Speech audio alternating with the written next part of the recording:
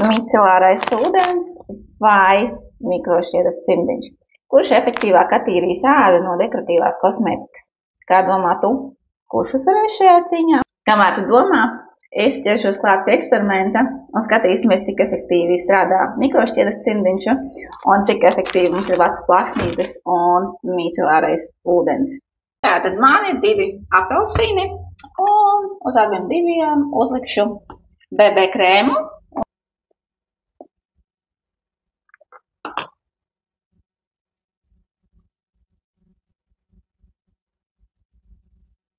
Ko esam iesmērējuši BB krēmu, attiecīgi arī apelsīnu porās. Krēms ir iegājis un šeit mēs arī varam vilkt paralēlis ar mūsu ādu, jo jebkura kosmētika arī iekļūst ādas porās. Apelsīnu tīrīsim ar micelāro un vati, savukārt otru ar mikrošķiedras cimdiņu. Mikrošķiedras cimdiņu sākumā samitrinu ūdeni, nospiežu un tad tīrīšu.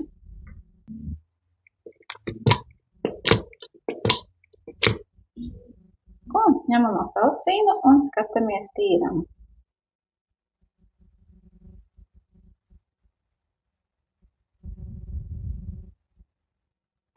Mēs redzam to, ka tā kā virsējo viņš labi attīra.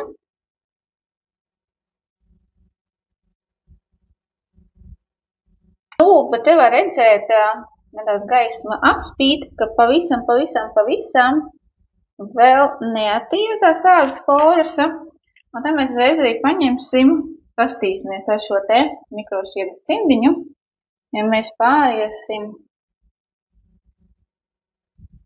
vēl pāri, tad mēs redzam, ko vēl cimdiņš sasūc no porām. Mēs kā notīrījām, un ko mēs varam redzēt uz vatas plāksnītes, bet viņš attīra virspusēji, bet pašas poras vatas plāksne un micelārais nevar attīrīt. Tāpēc, jā,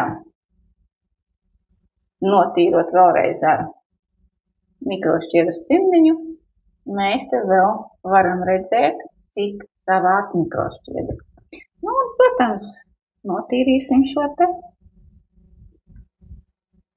Tad mēs redzam uzreiz viegli, ātri, ar pāris pieskārieniem.